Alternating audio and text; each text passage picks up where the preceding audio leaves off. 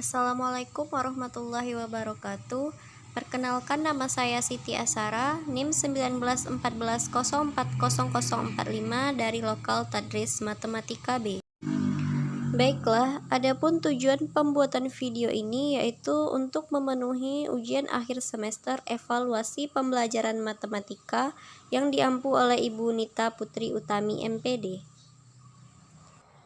Soal yang pertama, jelaskan pengertian validitas dan macam-macamnya. Jawab. Pengertian validitas. Validitas tes adalah untuk mengukur suatu alat tes terhadap apa dan seberapa baiknya alat tes tersebut. Suatu tes dianggap valid ketika dapat mengukur dengan spesifik apa yang telah dipelajari sebagaimana ditentukan oleh tujuan pembelajaran. Macam-macam validitas. Yang pertama, validitas logis. Istilah validitas logis mengandung kata logis berasal dari kata logika yang berarti penalaran. Dengan makna demikian, maka validitas logis untuk sebuah instrumen evaluasi menunjuk pada kondisi bagi sebuah instrumen yang memenuhi persyaratan valid berdasarkan hasil penalaran. Dengan demikian dapat disimpulkan bahwa validitas logis tidak perlu diuji kondisinya, tetapi langsung diperoleh sesudah instrumen tersebut selesai disusun. Ada dua macam validitas logis yang dapat dicapai oleh sebuah instrumen, yaitu validitas isi dan validitas kontrak. Yang kedua yaitu validitas empiris. Istilah validitas empiris memuat kata empiris yang artinya pengalaman. Sebuah instrumen dapat dikatakan memiliki validitas empiris apabila sudah diuji dari pengalaman. Sebagai contoh sehari-hari, seseorang dapat diakui jujur oleh masyarakat apabila dalam pengalaman dibuktikan bahwa orang tersebut memang jujur.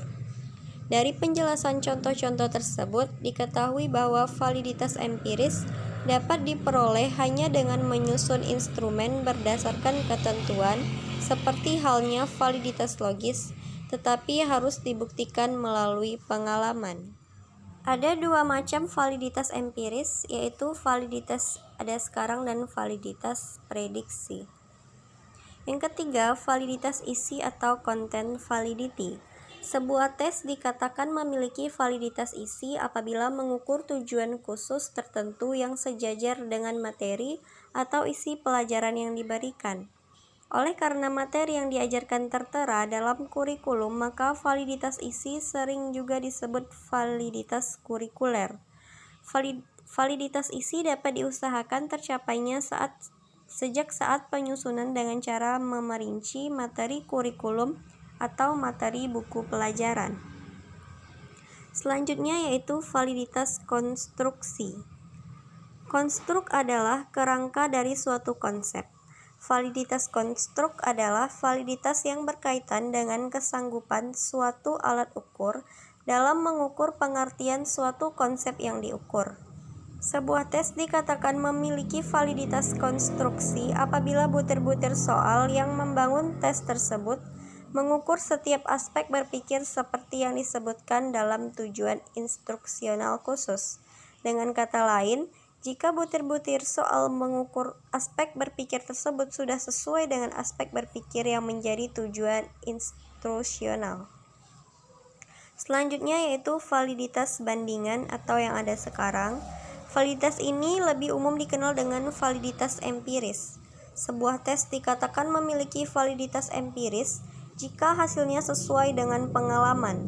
Jika ada istilah sesuai, tentu ada dua hal yang dipasangkan. Dalam hal ini, hasil tes dipasangkan dengan hasil pengalaman. Pengalaman selalu mengenai hal yang telah lampau, sehingga data pengalaman tersebut sekarang sudah ada.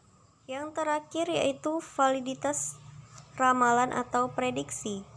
Sebuah tes dikatakan memiliki validitas prediksi atau validitas ramalan apabila mempunyai kemampuan untuk meramalkan apa yang akan terjadi pada masa yang akan datang.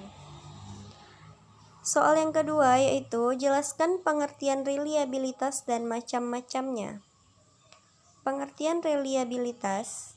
Kata reliabilitas dalam bahasa Indonesia yang digunakan saat ini sebenarnya diambil dari kata reliability dalam bahasa Inggris dan berasal dari kata reliable yang artinya dapat dipercaya, keajegan, konsisten, keandalan, kestabilan.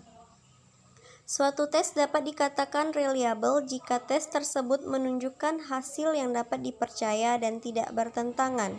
Secara umum, reliabilitas adalah tingkat konsistensi skor yang dicapai oleh orang yang sama dan tes yang sama pula ketika diuji pada waktu yang berbeda, atau konsistensi skor juga dapat diperoleh dengan skor yang berbeda tetapi memiliki kesamaan dari berbagai aspek. Macam-macam reliabilitas. Yang pertama, reliabilitas tes ulang. Uji reliabilitas tes ulang adalah ukuran reliabilitas yang diperoleh dengan memberikan tes yang sama 2 kali selama periode waktu tertentu kepada sekelompok individu. Skor dari waktu pertama dan waktu kedua kemudian dapat dikorelasikan untuk mengevaluasi stabilitasnya dari waktu ke waktu. Yang kedua yaitu reliabilitas bentuk paralel. Uji reliabilitas bentuk paralel adalah ukuran reliabilitas yang diperoleh dengan mengelola berbagai versi alat penilaian. Kedua versi harus berisi item yang menyelidiki konstruksi, keterampilan, basis pengetahuan, dan lain-lain yang sama ke kelompok individu yang sama. Skor dari dua versi kemudian dapat dikorelasikan untuk mengevaluasi konsistensi hasil di seluruh versi alternatif. Selanjutnya yaitu reliabilitas antar penilai. Uji reliabilitas antar penilai adalah ukuran reliabilitas untuk menilai sejauh mana penilaian berbeda setuju dalam keputusan penilaian mereka. Reliabilitas antar penilai berguna karena pengamat manusia tidak akan serta-merta menafsirkan jawaban dengan cara yang sama. Penilai mungkin tidak setuju tentang seberapa baik tanggapan atau materi tertentu, menunjukkan pengetahuan tentang konstruksi atau keterampilan yang dinilai. Yang terakhir yaitu reliabilitas konsistensi internal. Uji reliabilitas konsistensi internal adalah ukuran reliabilitas yang digunakan untuk mengevaluasi sejauh mana item tes berbeda yang menyelidiki konstruk yang sama menghasilkan hasil yang serupa. Selanjutnya soal nomor 3, jelaskan beda indeks kesukaran, daya pembeda, kriteria penerimaan soal dan hubungannya. Jawaban: analisis butir soal atau menganalisis item adalah pengkajian pertanyaan-pertanyaan tes agar diperoleh perangkat pertanyaan yang memiliki kualitas yang memadai. Ada dua jenis analisis butir soal, yaitu analisis tingkat kesukaran soal dan analisis daya pembeda, di samping validitas dan reliabilitas. Menganalisis tingkat kesukaran soal artinya mengkaji soal-soal mana yang termasuk mudah, sedang, dan sukar.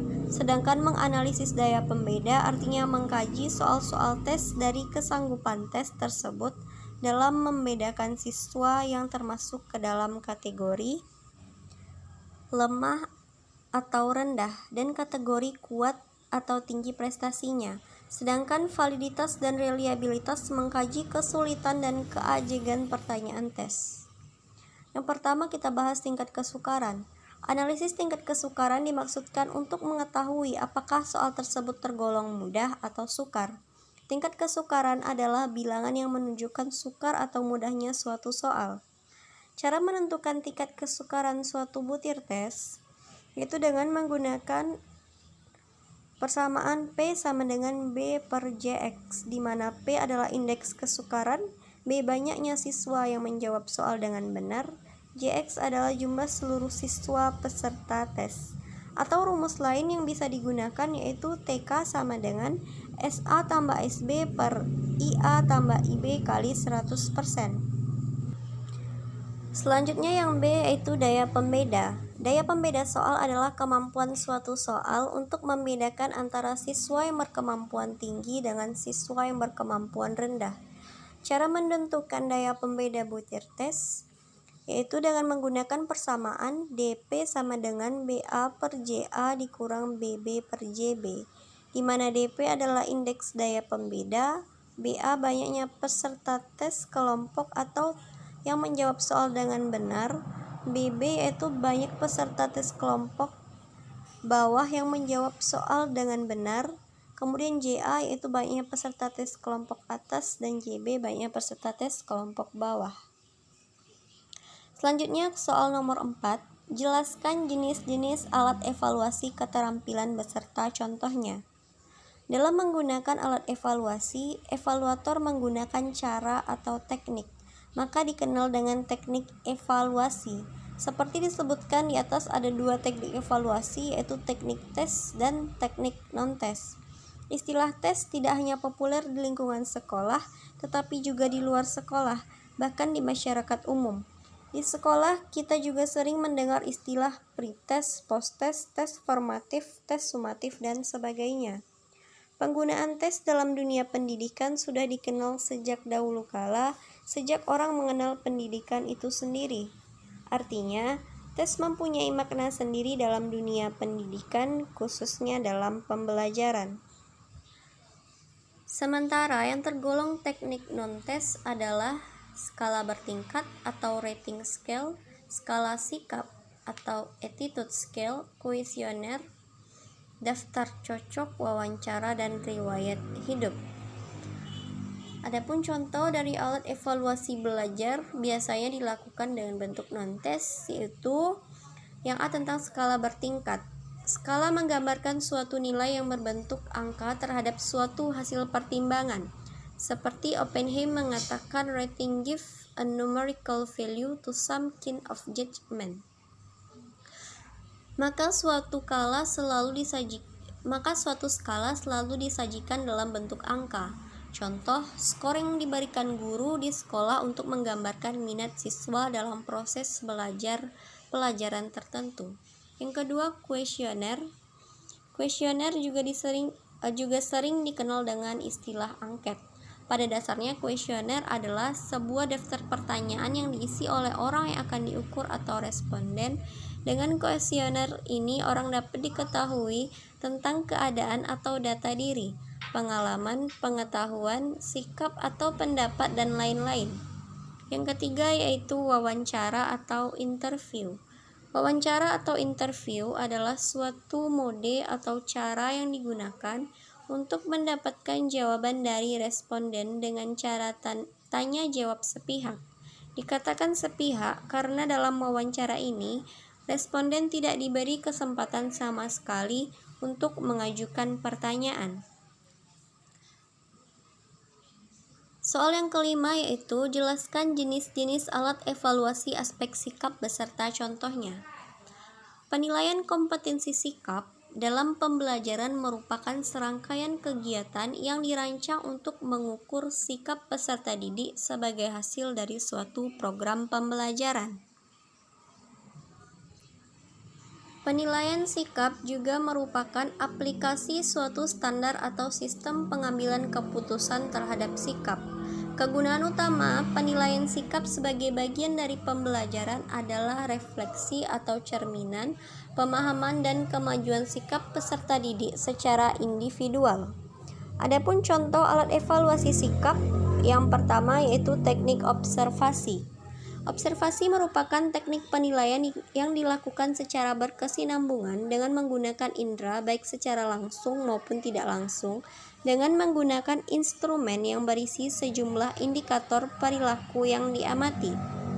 Observasi langsung dilaksanakan oleh guru secara langsung tanpa perantara orang lain, sedangkan observasi tidak langsung dengan bantuan orang lain seperti guru lain, orang tua, peserta didik, dan karyawan. Yang kedua yaitu penilaian diri. Penilaian diri merupakan teknik penilaian dengan cara meminta peserta didik untuk mengemukakan kelebihan dan kekurangan dirinya dalam konteks pencapaian kompetensi. Instrumen yang digunakan berupa lembar penilaian diri menggunakan daftar cek atau skala penilaian atau rating scale yang disertai rubrik. Yang selanjutnya yaitu penilaian antar peserta didik. Penilaian antar peserta didik merupakan teknik penilaian dengan cara meminta peserta didik untuk saling menilai terkait dengan pencapaian kompetensi. Instrumen yang digunakan untuk penilaian antar peserta didik adalah daftar cek dan skala penilaian atau rating scale dengan teknik sosiometri berbasis kelas. Guru dapat menggunakan salah satu dari keduanya atau menggunakan kedua-duanya. Soal yang terakhir yaitu jelaskan tentang tindak lanjut evaluasi. Tindak lanjut evaluasi pembelajaran adalah hal yang dilakukan apabila hasil dari evaluasi pembelajaran kurang, sehingga perlu dilakukannya tindak lanjut. Evaluasi proses pembelajaran tindak lanjut pada dasarnya berkenaan dengan pembelajaran yang akan dilaksanakan selanjutnya. Jadi, tindak lanjut evaluasi pembelajaran dilakukan apabila hasil dari pembelajaran tidak sesuai dengan yang diharapkan. Jadi, guru melakukan sebuah tindak lanjut yang dinamakan dengan remedial. Kemudian, dalam tindak lanjut hasil evaluasi terdiri dari identifikasi kelebihan dan kelemahan laporan hasil evaluasi pembelajaran, peningkatan hasil belajar, dan merancang program pembelajaran remedi atau perbaikan. Tindak lanjut dari hasil evaluasi pembelajaran memiliki beberapa manfaat, diantaranya manfaat bagi guru, manfaat bagi murid, manfaat bagi wali murid atau orang tua murid, dan manfaat bagi administrator sekolah. Sehingga kita sangat penting dilakukannya tindak lanjut hasil evaluasi agar kita bisa mengetahui keberhasilan dari suatu proses pembelajaran tersebut.